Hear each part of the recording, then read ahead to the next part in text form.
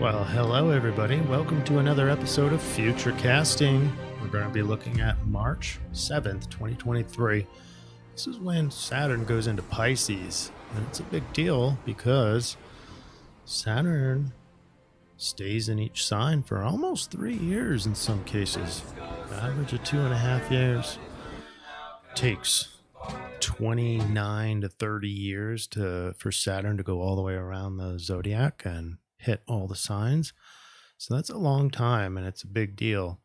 And just some quick notes here before we get started on Saturn going into Pisces. We are working on a new video series. It'll still be going into the future casting, and that's what Angie's doing here, because this video is going to be all just very intense on looking at charts and Saturn and the archetypes of Saturn. Angie's right now my co-host for these future castings. She's in looking at the lunar phases because one thing that we want to do is, so we have the weekly surf report. That's for each week. And then we're going to have a monthly report. That's going to be based on the energetic phases of the moon. Arguably the most important, planet according to astrology. They call it a planet, affecting our ability to get things done, our mood, all sorts of things, even in our physical world, like tides. So it has a big effect on us, and we don't really spend a lot of time adequately to describe those. So we're going to be doing what's called lunations, or a monthly look at each of the moon phases so that you can plan accordingly.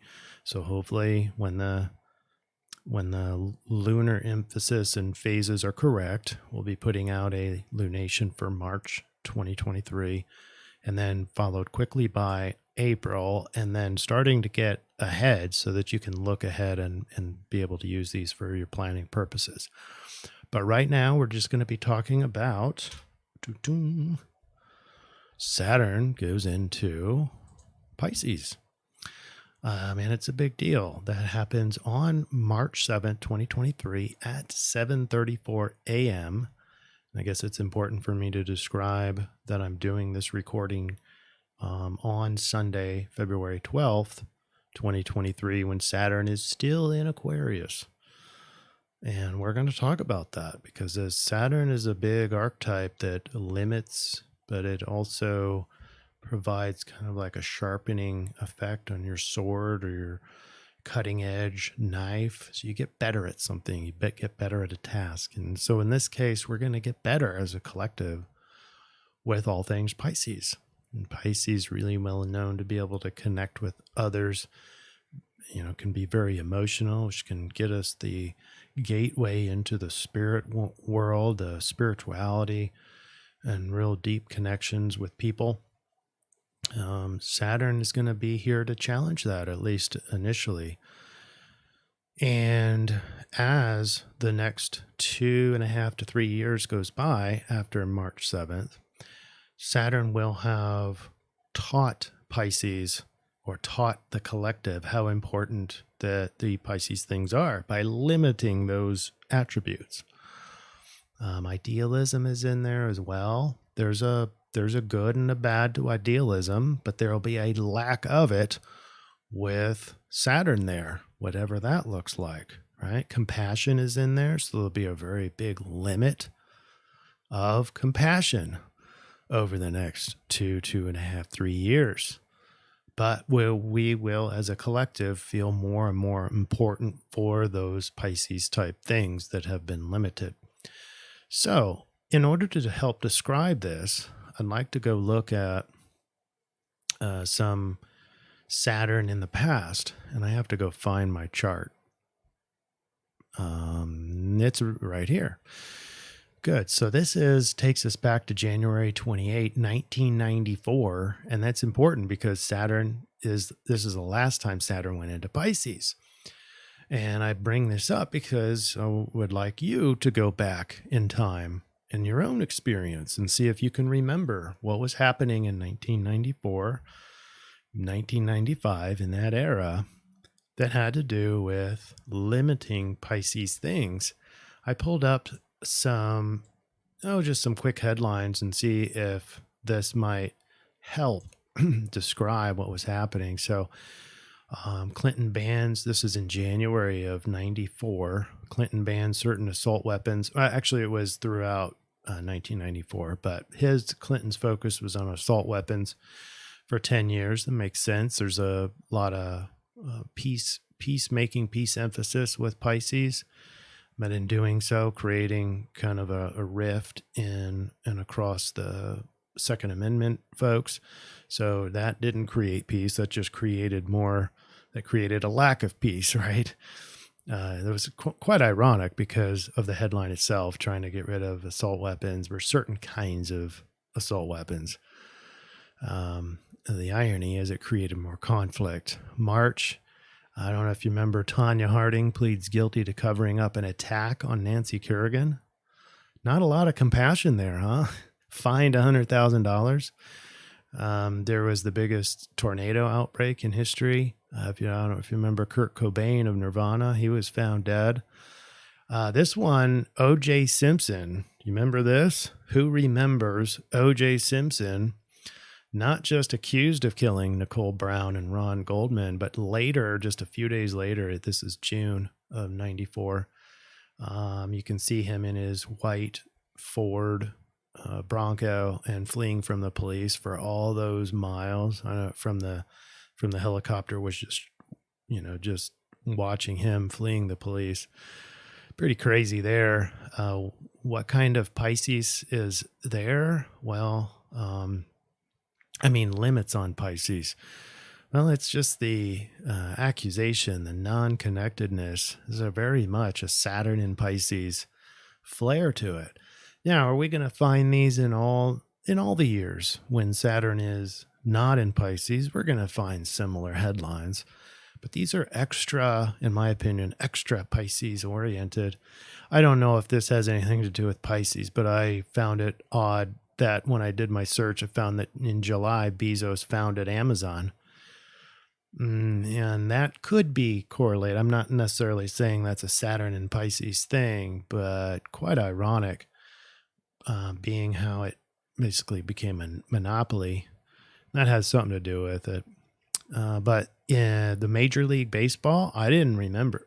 It took me a while to remember this, but the Major League Baseball goes on strike, and that lasted 232 days. The first World Series in history, first time in 90 years, the World Series was canceled that year.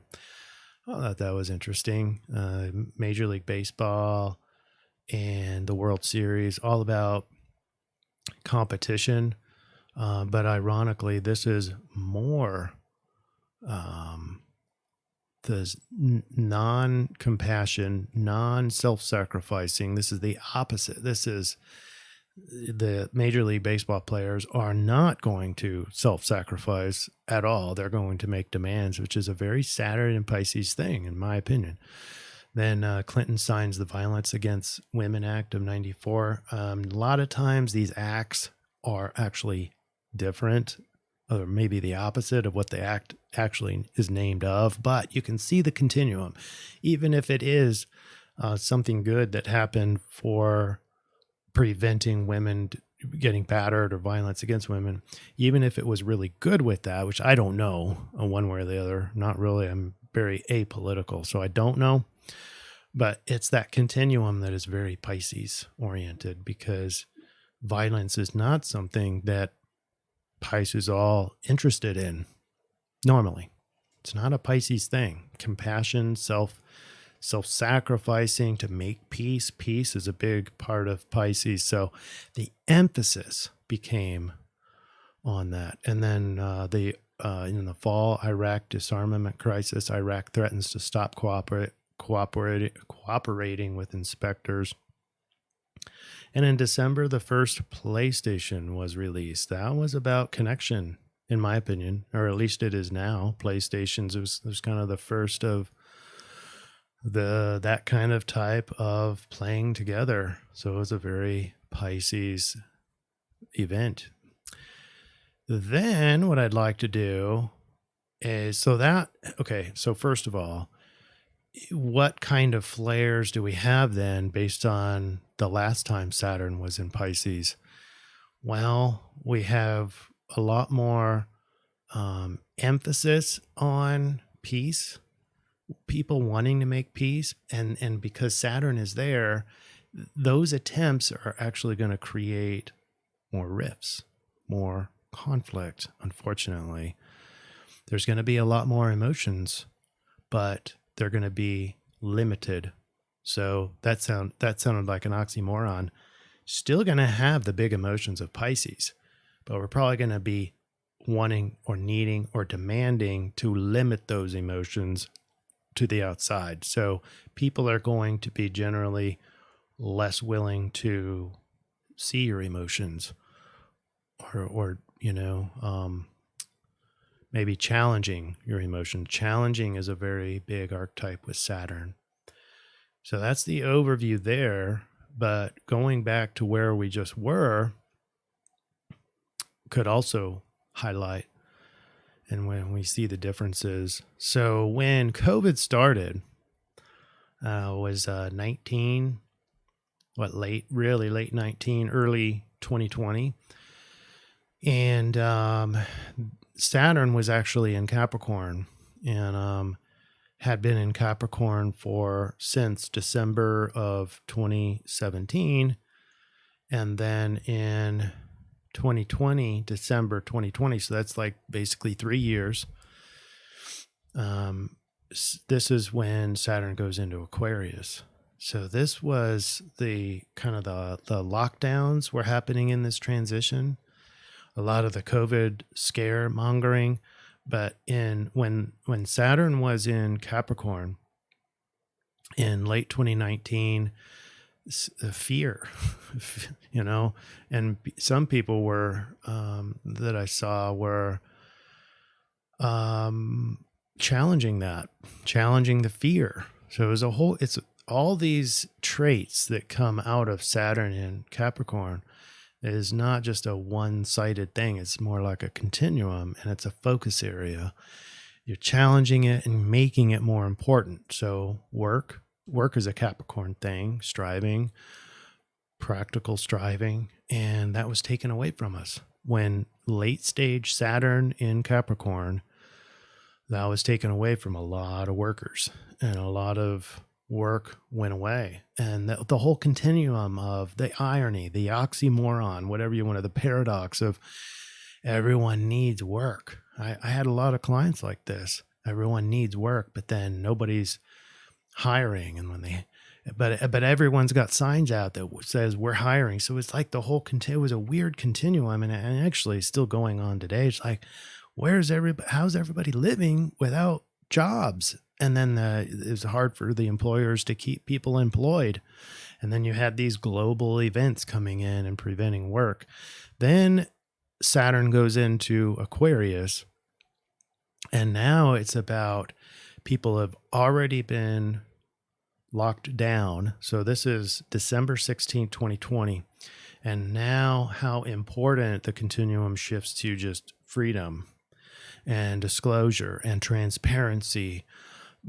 Also, there's a collective good. There's a whole continuum there. So everybody on both sides, there's not just only two sides, but let's just make it simple. Both sides of the aisle are feeling like they're taken care of, or that they're thinking more about the collective. Collective concern is very big for the Aquarian, although the irony is, just leave me the hell alone.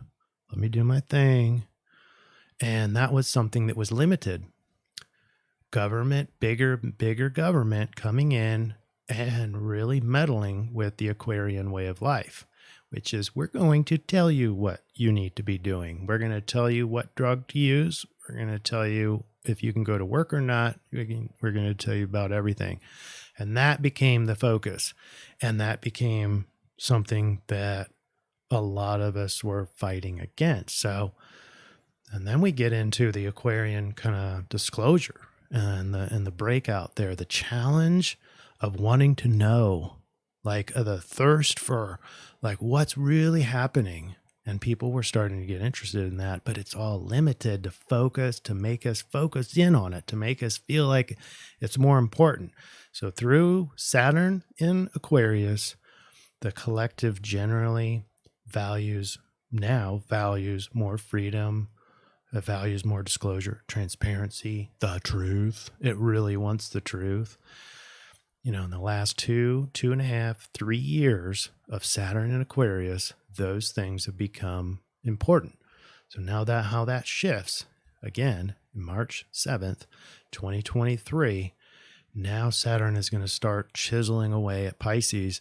And by the time in 3 years, let's see, so Saturn goes into Pisces on March 7th this year, and then it will go into Aries, or it'll exit Pisces on February 13th, 2026. So that's 3 years, basically 3 years minus a couple weeks, right? Oops, wrong one here. And so for the next 3 years, Saturn is going to chisel away at Pisces, and all those Pisces kinds of things will become much higher in focus. So unfortunately, the peace war thing is in there because Pisces is very much about peace and getting along and harmony, but there's a lack of it, or Saturn. So there we go. We're all going to be challenged with that one. Idealism is in there. Maybe a lot more subjectivity is allowed to, fill our mental space, which is not good or bad. It just maybe creates a lot more art, a lot more creativity without idealism. But again, that's going to mean that a lot of people are going to get more ideal, right? Because it's going to feel like the lack of it. Also connected, unfortunately, the theme of getting along with Aquarius transforms into we are all one. That's a Pisces kind of a thing, but it's limited. So it's limited in feeling this oneness with each other, which I think is really going to exacerbate fighting against each other, unfortunately, or the urge to. And then over time, over a year, 2, 3 years of Saturn in Pisces, we will see, just like we did with Aquarius, those Pisces things get stronger and sharper and we will benefit by those things being sharper and clearer and habituated. All right, so that's it. Just a real short video on what Saturn in Pisces will do for us. That starts on March 7th. So if you have any questions or any comments for us, let us know. In the meantime, we're going to be working on a really cool new lunar series. Big events coming up in March and April. Into April, we've got some eclipses started, April and May. But there's some big events in March. So we'll be getting those out probably in the nick of time. Just before March starts, you'll have your lunation for March. And then we'll quickly get into some of the future months for you. All right, that's all I have so far for this one. That concludes our video for Saturn in Pisces. Thanks for being here. Thanks for subscribing. And thanks for the up arrow, no matter what platform you're on. Cheers, everybody.